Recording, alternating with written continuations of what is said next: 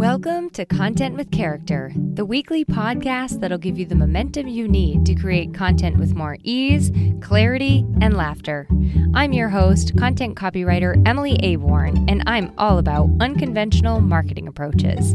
I believe in your big ideas, and I'm excited to help you share them in a way that's distinctly you. Nowadays, we see a lot of highlight reels, a lot of successes, wins, accomplishments, achievements, celebrations, and not at all humble brags. But what we don't always see or hear about are the flops, mistakes, failures, the flailing and wailing when something doesn't go at all how we hoped or planned, or it just doesn't go at all. In this week's episode, we're going to talk about what to do when we flop, or let's just call it what it is, when we fail. Hello, welcome back. So if you're listening to this on the day that it comes out or somewhere soon after, it is probably October, and that means Halloween is on the way. I have thoughts on Halloween. My thoughts are that I could take it or leave it. I'm just not really that into it. Also, fall. It seems to be like this big thing on social media, talk about how exciting fall is. And I like the pretty colors, but I don't really like the fact that there is winter on the way. Like it's like pending doom. And the temperatures are just dropping every single day, counting down to winter, reminding us that it's coming. I'm not really into it. But I've tried a lot. I've tried a lot to get into the winter. I've tried a lot to get into the chillier weather.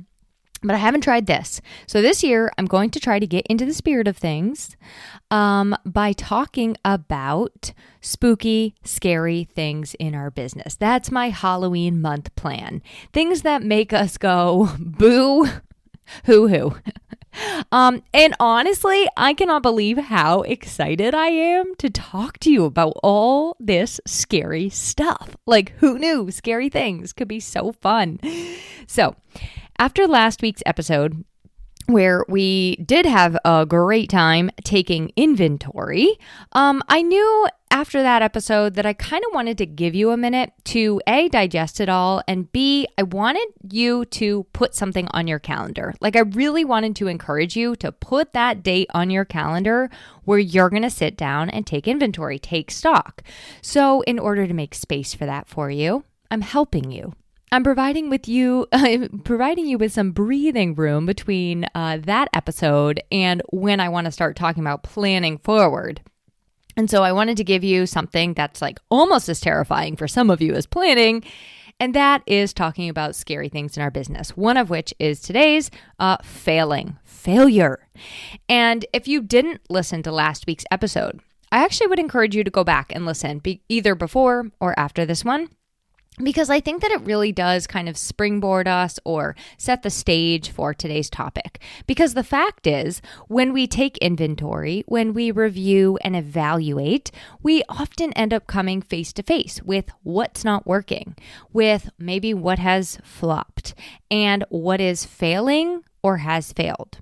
So let's get into the scary topic du jour.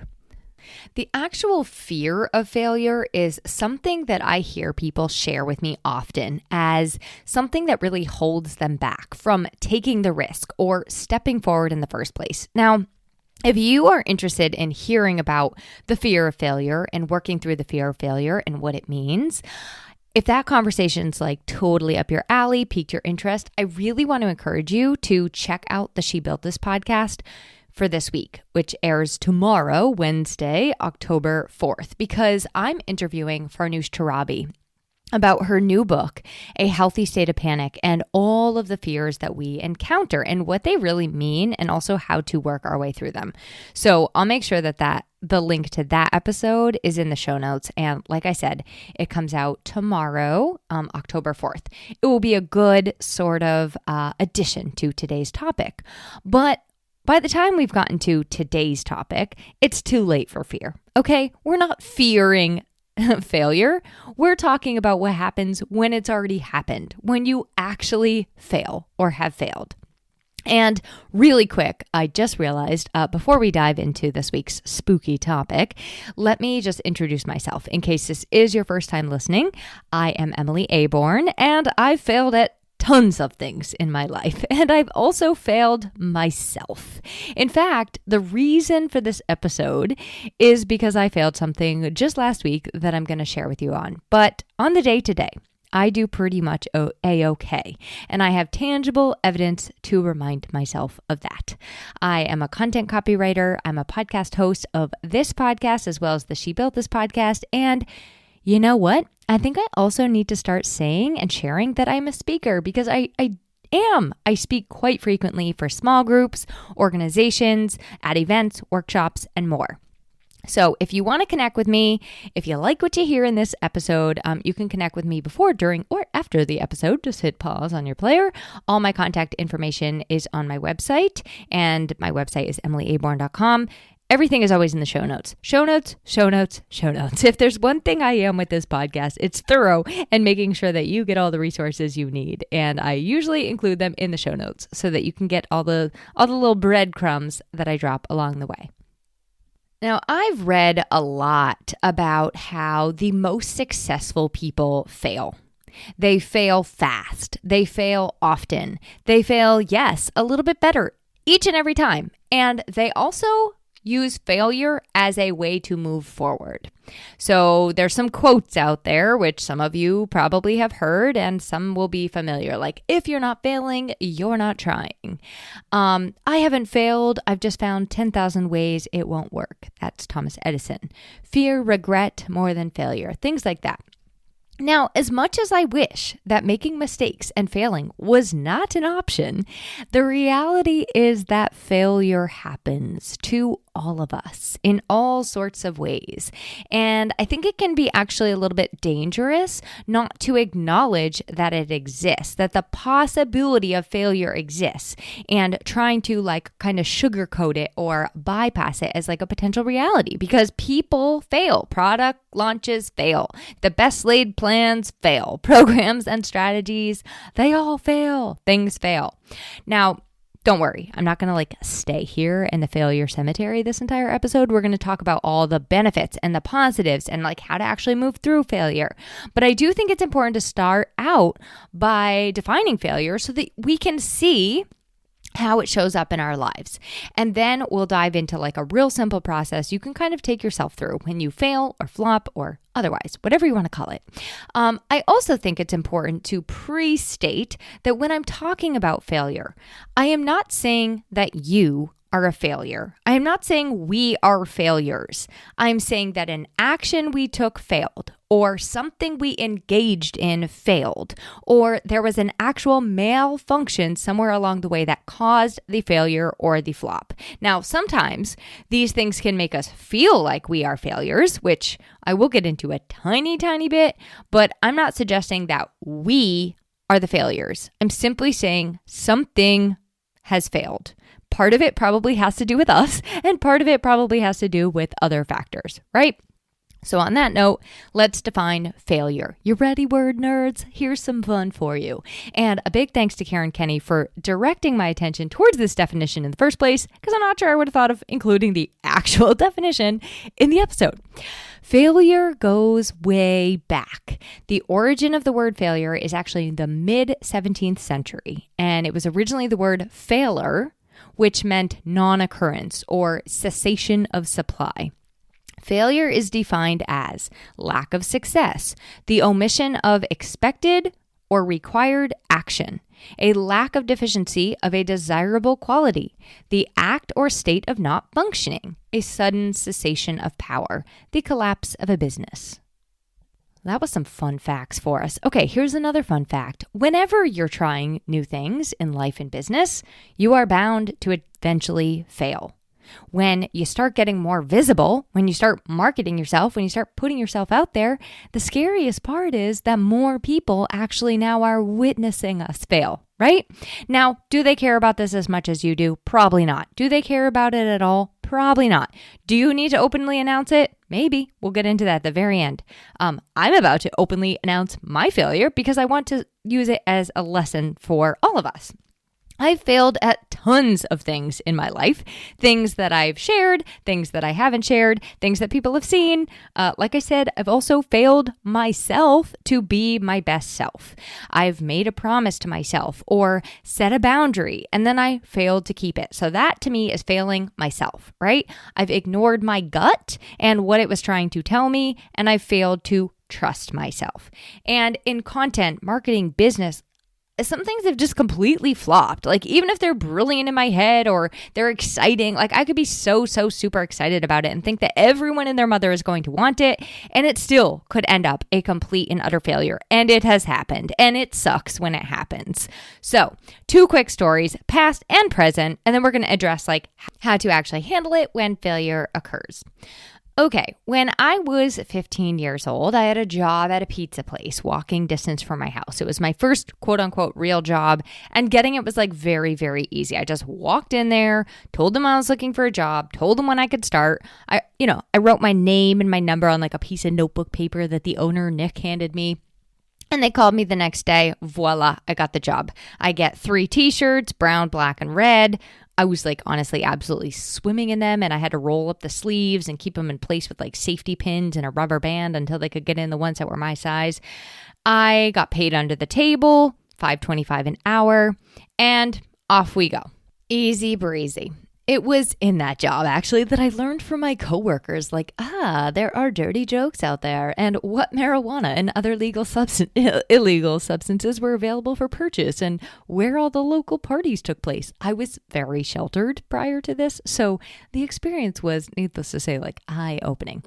Eventually, I did end up quitting that job because basically what happened was I had to put so much mayonnaise on this guy's sandwich that, like, the amount of it made me actually, like, physically uncomfortable, and I wanted to gag. Also, I hated the smelling like pizza all the time when I hung out with my friends after work. So, quit my job. After this first job, I think I got a little too confident, let's say, for my own good. I was like, okay, I've had one job. I can get any job. Now, I was looking for my next job, and my dad's company was hiring for customer service. So I applied, and most likely, just because I was like my dad's kid, I did get an interview. I got an interview with Annette, the head of the customer service department. This was like for an outdoor sports store, okay? So in I walk with like my pink Old Navy sweater, my white polo shirt, and my khaki pants. I feel so professional, and I was just certain I was going to get this customer service position. I walked in very confident, very excited. This is going to be great.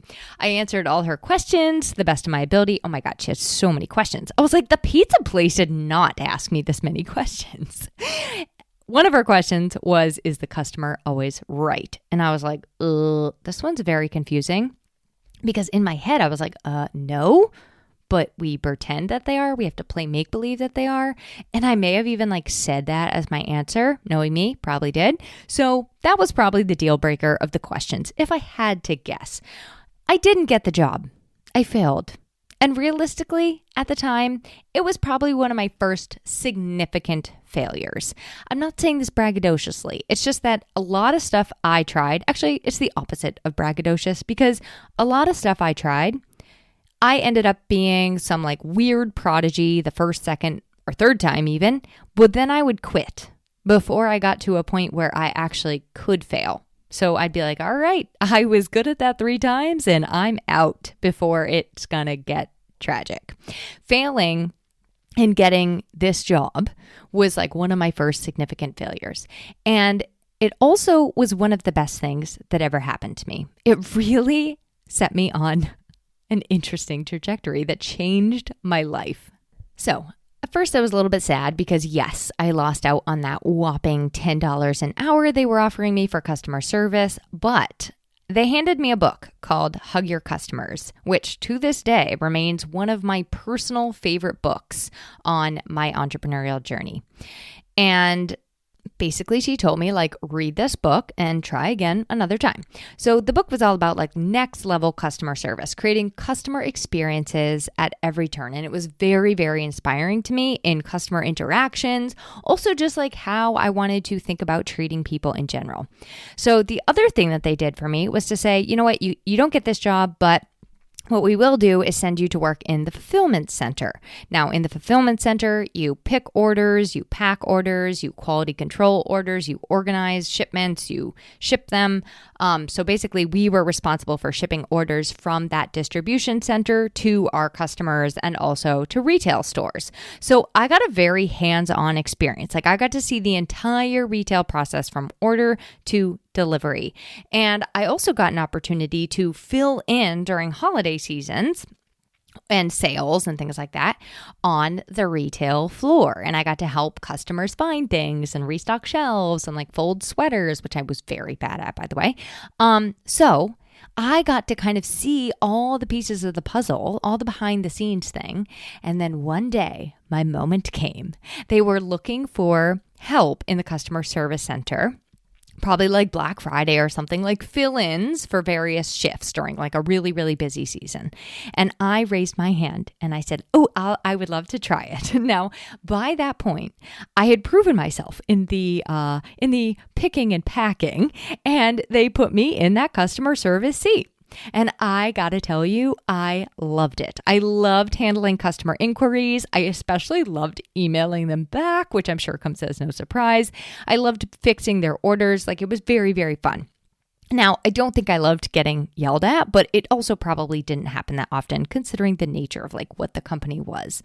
So basically, I got to take everything that I had learned from that book, as well as being able to see the entire behind the scenes process from when the fleece jackets arrived to how they went out on the sales floor to what kind of people were looking for the fleece jackets to how the fleece jackets fit people, and like give people really good information on the phone about A, where their missing parkas and crampons were, and B, whether or not those snow pants would fit them better in a size medium or a size large.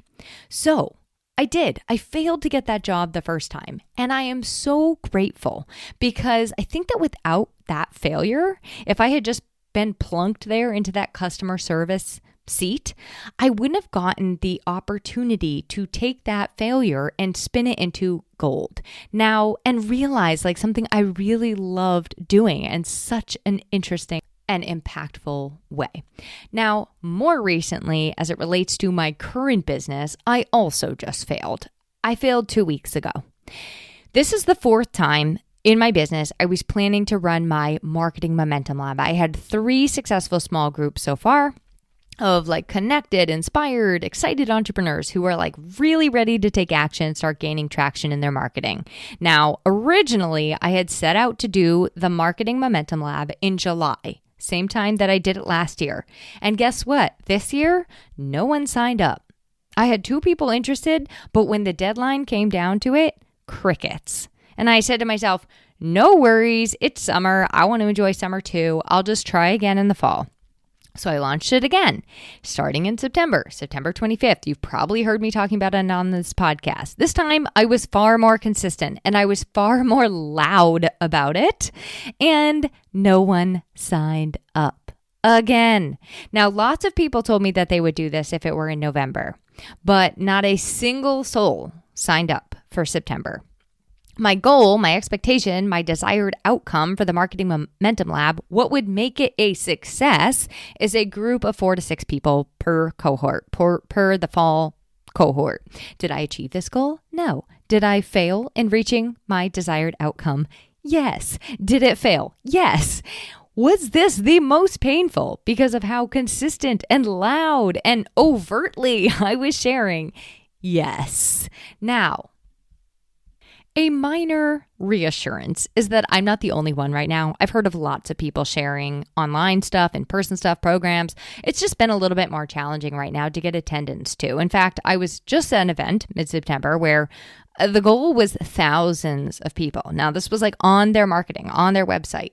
And when I got there were like maybe 150 people there. So despite seeing this kind of happening in the world, the failure still gave me a moment of pause because between you and me, I actually have a pretty good track record with stuff that I put out into the world. Even if it's not as many people as I may have wanted, I can honestly say I don't think it's ever been 0. Now, I could stand to be corrected here. There could be a time. I just can't think of one right now, but that is besides the point. It's completely besides the point because it doesn't even really matter. 0, 100, 6,000. Failure could come in all shapes and sizes in our business, depending on our goals and expectations. There are failures in all shapes and sizes, failed product and program launches, people failing us in either following through or pulling their weight or in who we thought they were in some way, systems failing, like your calendar doesn't sync and you double book yourself, content fails us. Sometimes a piece of content just sucks royally. No one likes it. Maybe it doesn't suck, but still, no one likes it. No one engages with it. No one shares it. Maybe you failed in a project or to get clients results. Maybe something has failed you to get you promised results. And sometimes ideas that you set into motion, they just fail. They flop. They do not work. So if we're trying in our businesses, in our lives, we're just going to eventually make mistakes and fail. And that's where I really want to start with our processing it. So I kind of came up after dealing with mine and experiencing it. I kind of came up with 4 steps. So step number 1, feel your feelings. Step number 1 for me was I sulked about it. For a day or two, I felt really crappy about myself. I felt my feelings. I felt frustration. I felt rejection. I felt hurt. I felt silly. I started to doubt myself, like, what am I even doing? I was thinking to myself, maybe I am just really annoying and as like obnoxious as all get out. Maybe no one likes me. Like I felt all my feelings, and my feelings can go dark sometimes. Now, if I am going after something that I really, really want and I don't succeed, or I don't win, or something doesn't work out, my part of my feeling process is to also maybe even try to convince myself I didn't even want the thing in the first place, right? Like if I reject it, it can't reject me. So this is why your feelings can be so multifaceted. And I think it's really important to feel them all, to acknowledge that, you know what? I did want this to go that way. That did matter to me. And it's okay. It's okay to feel hurt and sad and frustrated. I think that failure brings up a lot of stuff. Like I said, it's very multifaceted. And it's important for yourself to just kind of acknowledge that. Because if you bottle it up or you try to pretend it's not failure, it's just a learning opportunity. You're going to maybe, if I had to guess, most likely, maybe, encounter those feelings in a bigger way down the road. It does suck to fail, okay? It sucks. It feels crappy. So acknowledge that and call it what it is. It was a failed experiment. This experiment was not a success. All right, let's move into a happier place. Step 2, when you're done feeling bad, it's time to congratulate yourself so that we can start moving forward, right? Failing forward from this. Now, what do I mean when I say congratulate yourself? Congratulate yourself. Cheer yourself on. You just took a courageous step. You took a step. You tried something. You did more than most people do. Most people just leave all those little ideas, hopes, dreams, goals sitting in their notebook because they're too afraid to fail. But no, you went for it. And knowing you probably went all in. So high five to you, high five to me, hooray, congratulations for going for it and putting ourselves and our skill sets and our ideas and our creativity out there. Now, on that happy note, now that we're like all feeling good, let's move on to step 3. Step 3 is where you take a really honest review of the internal and external factors that may have played a role in this failure, that may have caused the failure. Some of you might experience it being difficult to take the blame or to take ownership. Others of you might feel it's difficult to not take the blame and ownership at all, and you blame it entirely on yourself. So we want kind of like a happy little balance. And I think the first place is just like, get rid of the word blame. This is an assessment, okay? There's no blame, there's no fault. We're just reviewing, assessing the factors involved. So let's start with the internal factors, okay? Were you too busy to consistently share about it? Did you actually share it? Did you want it? Did it feel aligned for you? Was it in your lane? Was it in your actual area of expertise? How was the messaging? Was it confusing or was it clear? Do you feel bad? This is a big one. Do you feel bad taking money from people? Do you feel like you're providing value? Do you feel like this is actually worth it? Now, I could go on, but that's the kind of thing I'm talking about. So what internal factors are going on for you? List them all out. What really happened here that was in your direct control?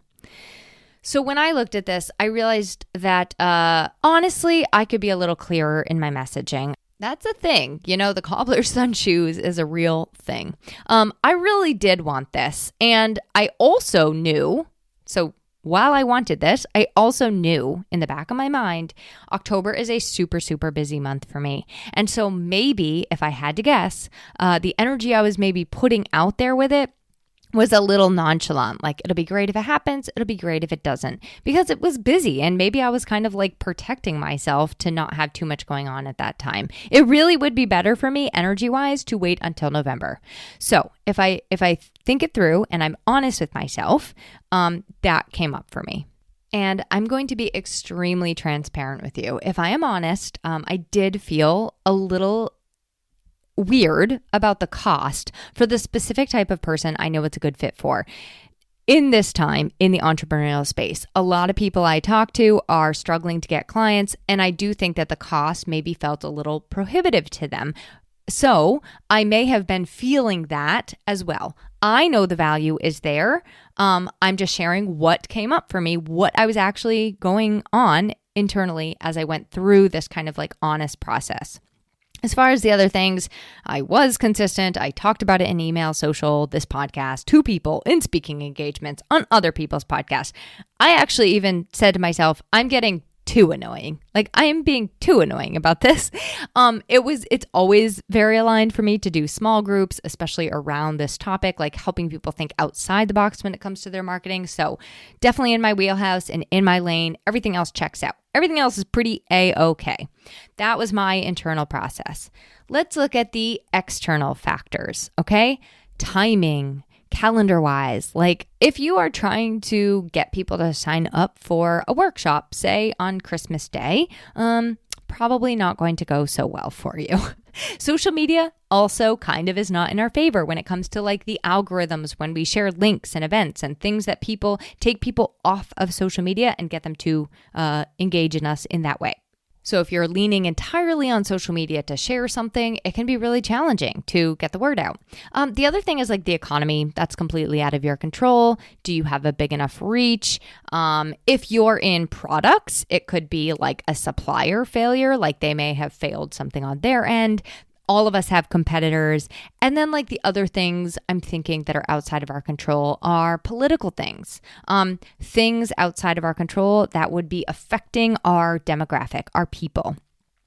Like a pandemic. I mean, it would have been really hard to sell out an in-person. She built this event in 2020 because there was a little thing going on called COVID that nobody really wanted to gather with hundreds of people. So when I look at those external factors for myself, I realized, September and October, from what I have been hearing from all of my friends in the entrepreneurial space, and I have quite a few of them, it's not really a good time just for me, but everybody. Like, everybody is busy and signing up for so many things. Their heads are spinning. And I hear it time and time and time again right now. Also, the economy is freaking some people out. That is well beyond my control. And social media hates me. It like legit has it out for me, Emily Aborn. And I hope that's not the case for you. But they don't like to share things that I share. So when you're doing your review, sit down, take full stock, take responsibility of what's yours, and leave the rest for what is out of your control. And then you will have the information you need to head to step 4. You ready for step 4? This is the really fun part. Step 4 is simply like determining your action from here. And your goal here is to move forward with intention as you make your next decision. It could look like a lot of things. It could look like, you know what? I'm never going to launch that program again. I'm going to wait until a later time and try again. I'm going to refine things a little bit and try it again immediately. I'm actually going to go about this in an entirely different way. Turn it into something else. You could turn it into a one-to-one offering or a mini course or a book or a series of workshops. try something else entirely, put this idea aside, and take action on a new idea. Maybe you need to bring in a collaborator. You need to collaborate with somebody else and double up on your efforts. I could go on, but you get the idea. You're going to intentionally, mindfully decide your steps forward based on everything you just took stock of, everything you just sort of assessed. For me, I chose 2 paths with the Marketing Momentum Lab. I am going to do it again. I'm going to put myself out there again. I'm going to do it in November. And you know what? I'm actually going to offer it at a very special exclusive price. It's just going to be kind of like a, you know what? If you want in, sign up here. I'm not going to keep harping this all over the place. I'm also going to work on fine-tuning my messaging a little bit because I really want people to understand what the Marketing Momentum Lab is. The term marketing is way overused, and I don't think people really understand what it is. I also have quite a few speaking engagements from now until I've decided to offer this again. So for me, that's going to be an opportunity to share more about it in kind of like an in-person setting and in group settings so that people can say, oh, I really like this presentation. I like this workshop. I want to dive deeper on these topics that she talked about. So that was decision number 1. Decision number 2, how my failure kind of impacted it, was after taking stock and taking inventory. I actually had another offering, kind of similar, I'd say, planned for 2024. And what I've decided is that I'm going to reconsider what that looks like. What does that container look like? It might be a little bit different. So this failure actually caused me to take a pause and get really clear on what I kind of wanted and what I was doing with this other thing. So in my book, you can see both of these, failure can be a win. It doesn't always mean that it's fun to go through, but yes, the outcome of it can be a true step forward, a true win. So let's recap the steps. And then I want to answer 2 quick questions from listeners about failure. And then I shall share my last words. Not my last words, but my final thoughts for this episode. Okay. Step 1, feel your feelings. Wallow, cry, wail, whatever you got to do. Step 1, feel your feelings. Step 2, congratulate yourself for taking action. High five, yay you tried something. Step 3, take stock of internal and external factors that caused the failure. Got to be honest with yourself here. Take stock. Step 4, take intentional, deliberate steps moving forward with your new information. And this kind of leads me to my question that my listener asked. When you fail, should you ask for outside help to maybe determine those steps? Okay. It can be helpful for a couple of reasons to talk to somebody else when you're experiencing a failure. It can be helpful to accurately evaluate what went wrong. However, I would be very careful about who you talk to because what you don't want is to get unwanted, unhelpful, often maybe advice that comes across as hurtful or judgmental. What I want for you here is kind, clear, compassionate, understanding because it's still a really sensitive time when you fail. I would also recommend talking to someone that you trust and also that you respect and somebody that really understands your goal and what you're going for in the first place. There's nothing more frustrating, and honestly, it can set you right back to step 1 if you're not careful about who you ask for outside help and feedback. I also don't want you to just get feedback from somebody who's going to just oh, it's okay, you got this. Yes, failure is feedback. I know this. Thank you. But I don't want the Nike slogan of advice here. That is not helpful. Just do it is not helpful. So find somebody who really, really can help you make sense of what just happened so that you can be guided to move forward in a very loving and hopefully successful way. Now, question number 2, do you announce? This is a great question. Do you announce that you just failed? Okay, there are a couple instances you might need to announce it. If you had a few people signed up, if people were interested, you actually might need to announce that you failed, or at least just tell them that you're going to postpone it and do it at another time. I announced it. You know what? And I said, I'm going to be doing this again in the future, but I can just tell you're not that into it right now. And I think that doing it in that way, in a very honest and vulnerable way, you actually may be able to create more future interest for yourself. Now, if you do want to share the story openly and honestly, like I'm doing, I say more power to you, because I think it's really important that we show people that this is a reality when you're running a business. Like sometimes we fail. And you know, all those little posts on Instagram that say like, let's normalize blah, blah, blah, blah. Like, let's normalize failure. Let's normalize that, shall we? So if you want, announce away, share away. You don't need to. You don't need to announce anything you don't want to. And you're totally free to keep your failures to yourself. Keep the secret between you and the flop. Absolutely A-okay either way. 2 final thoughts, then I'll leave you to ponder. Okay, 2 final thoughts. Pay attention to just where and how feelings of failure crop up on you, because it may actually surprise you how often they come up and with the smallest, tiniest things. So take a look at those things and like what you really feel and think about the tiniest failures. So for example, the other day, Sunday morning, I was playing the game Connections. It's a New York Times game. And for those of you who don't play it, it's hard to explain. So in the nature of brevity, I'm not going to get into all the details. I'll suffice it to say, I'd already gotten 2 wrong and I had 2 chances to go before I failed. I did not want to keep going because I was really scared I would fail. And it made me actually very annoyed that failure was a possibility. It made me annoyed that basically in my mind, because it hadn't been perfect, I was also kind of failing already. So in that instance, it would have been, I could have given up. And that would have quote unquote prevented me from failing, right? But in my opinion, personally, for my own standard, quitting is actually not really evading failure. Quitting is a form, for me, of failure. So Jason, my husband, and I were discussing this topic during our last date night discussion. And he said that for him, failure, when he feels he's failed, it really comes down to when he does not do his best, when he doesn't give something his best. And so that's something to reflect on for you.